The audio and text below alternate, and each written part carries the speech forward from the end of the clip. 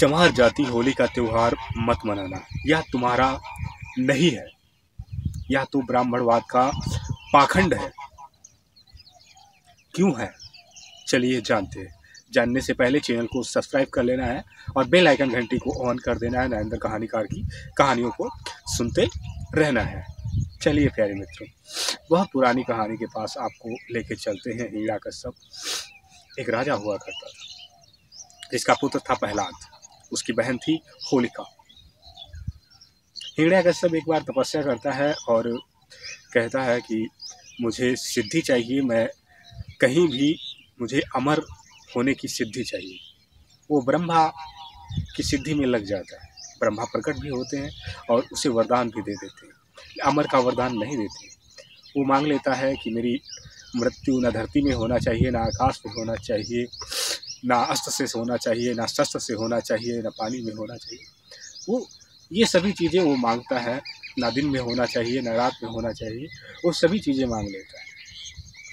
अब वो उसकी विचार क्या थी कि हमारा जो है ये जिस प्रकार से हिंदू धर्म के, सनातन धर्म के लोग ब्रह्मा को पूजते हैं, उसी प्रकार से हमारी भी लोग पूजा करें। ये बात हिरण्यकश्यप चाहता था। लेकिन उसका पुत्र ही जो था प्रहलाद, वो बेटा उसका विष्णु की पूजा करने लग जाता है। इस बात से क्रोधित हिरण्यकश्यप कहता है कि उसे दंड भी देता है, लेकिन वो मानने के लिए रेडी नहीं होता है। वो उन्हीं की पूजा करता रहता है। तो हिरण्यकश्यप ने क्या किया कि कहा, चलो मैं इसे सबसे ज़्यादा सज़ा देने का प्रबंध करता हूँ। और होलिका से, अपनी बहन से कहता है कि चिता एक सजाता है और बनाता है। कहता है कि इसमें प्रहलाद और होलिका को दोनों को बिठा देता है। कहता है इसको लेके बैठो, ये जलना चाहिए। तो वो लेके बैठ जाती है। होलिका जल जाती है, परंतु उसका प्रहलाद पुत्र नहीं जलता है। प्रहलाद उसका पुत्र नहीं जलता है। लेकिन ऐसा क्या होता है? ब्राह्मणों का पाखंडवाद ऐसा क्या होता है कि यदि चिता में दो इंसान बैठे और एक जल जाए, एक ना जले, ऐसा होता है? होता है तो नरेंद्र कहानीकार को कमेंट करके बताओ। मैं आपको बिठाऊंगा और आपके पुत्र को भी बिठाऊंगा और उसमें आग मैं खुद लगाऊंगा। देखता हूँ आप किसकी पूजा करते हैं और आप जलते नहीं हैं। ये सभी पुरानी कहानियाँ सनातन धर्म की ऐसी हैं, पाखंडवाद की हैं। और ये जिनको आप देवता मानते हैं, ये सभी लोग आर्य थे।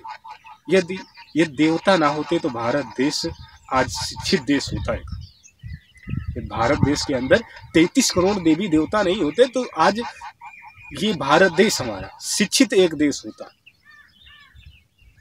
विकासशील देश होता, सबसे ज्यादा विकसित देश होता। लेकिन ब्राह्मणवादों ने सबसे ज्यादा, प्यारे मित्रों, शिक्षा को दबा के रखा। आज भी चमार समाज बहुत जगह होली मनाते हैं। चमार समाज के लोग बहुत जगह होली मनाते हैं, लेकिन जबकि उनका धर्म भी अलग चेंज हो गया। बौद्ध धर्म में चमार जाति काफ़ी ज़्यादा आज बिलोंग करने लग गई। बहुत सी सारी जातियों के लोग बौद्ध धर्म में बिलोंग करने लग गए। लेकिन जो बौद्ध धर्म में बिलोंग करने लग गए, वो लोग होली का त्यौहार नहीं मनाते। वो इन ब्राह्मणों के पाखंडवाद को नहीं मनाते। तो आप भी ये बौद्ध धर्म से बिलोंग करते हैं तो आप भी आशा करते हैं कि होली का त्यौहार आप नहीं मनाएंगे।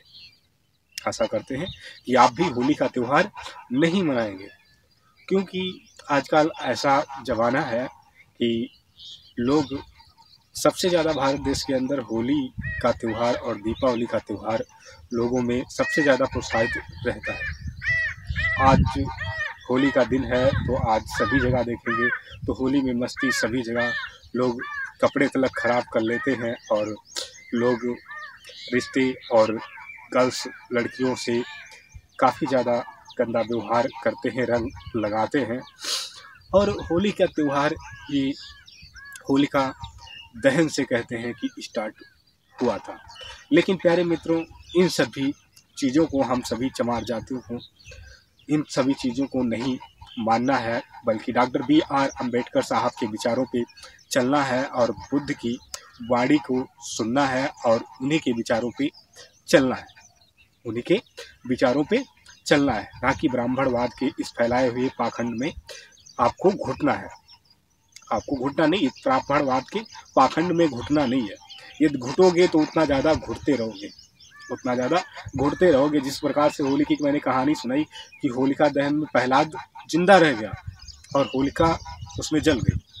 तो आजकल जनरेटिव में मैं यही कहता हूँ कि मैं तुमको और तुम्हारे खानदान में जिसको भी बताओ उसको बैठाऊंगा और चिता में मैं खुद आग लगाऊंगा। चाहे तुम जिसकी भी पूजा करते हो, चाहे जितना भी ब्राह्मण हो, चाहे जितना भी विद्वान इंसान हो, मैं आग खुद लगाऊंगा। देखता हूँ कि वो जलता है कि नहीं जलता है, वो जलता है कि नहीं जलता है। आग से आज तक कोई नहीं बच पाया। तो आप इन सभी पुरातन कालों की इतिहास को किस प्रकार से आप नई जनरेटिव में लोग मानते हैं और अंधविश्वास में आज भी लोग भारत के जीते हैं।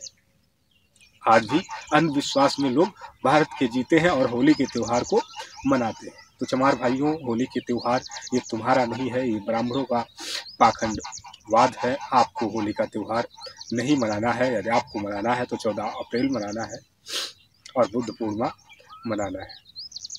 14 अप्रैल मनाना है, बुद्ध पूर्णिमा मनाना है। और जिस दिन संविधान लागू हुआ था 15 अगस्त को संविधान दिवस मनाना है। चलिए प्यारे मित्रों, आशा करते हैं कि नायंदर कहानीकार के साथ में आप समझ गए होंगे कि क्यों होली के त्यौहार को नहीं मनाना चाहिए चमार जाति को, क्यों नहीं मनाना चाहिए चमार जाति को। बाकी अन्य जातियां तो सभी मनाती हैं। आज भी जातियां अशिक्षित हैं, काफ़ी ज़्यादा अशिक्षित है। शिक्षा की माइनॉरिटी भारत देश के अंदर काफ़ी ज़्यादा कम है। ये शिक्षा सबसे ज़्यादा भारत देश के अंदर होती तो शायद आज भी ये त्योहारों को मनाने के बजाय चीन और अमेरिका, फ्रांस जैसा देश भारत देश भी होता, ना कि पाखंडवादों में बीता हुआ ये भारत देश होता। चमार जाति ही है जो आपको एक बताती है कि आप जो है इस पाखंडवाद से दूर हट कर के आप शिक्षा की तरफ बढ़ें और कुछ जानकारी हासिल करें। क्योंकि डॉक्टर बी.आर. अम्बेडकर साहब ने कहा था, शिक्षित बनना है और संघर्ष करना है और एकत्रित रहना है। शिक्षा वो शेरनी का दूध है जो जितना पिएगा उतना ही दहाड़ेगा। शिक्षा, ये भारत देश को डॉक्टर बी.आर. अम्बेडकर साहब ने कहा था कि भारत देश को एक महान शक्तिशाली देश बनाना है तो सबसे पहले शिक्षा को अपनाना है और नायंदर कहानीकार का कहना मानना है। यदि आप अपने बच्चों को स्कूल नहीं भेजते हैं या आप खुद नहीं जाते हैं स्कूल पढ़ने के लिए, तो आपको शिक्षा सबसे ज़्यादा इम्पोर्टेंट ग्रहण करनी है। ये आपसे आशा रखते हैं नायंदर कहानीकार। चलिए प्यारे मित्रों, हम फिर से मिलते हैं आपको एक नई कहानी के साथ में। तब तक के लिए आप अपना रखेंगे ध्यान, अपने परिवारजनों का रखेंगे ध्यान। नायंदर कहानीकार आपको फिर से मिलेंगे अपनी नेक्स्ट कहानी के साथ में। तब तक के लिए प्यारे मित्रों, आपको नायंदर कहानीकार का नमस्कार।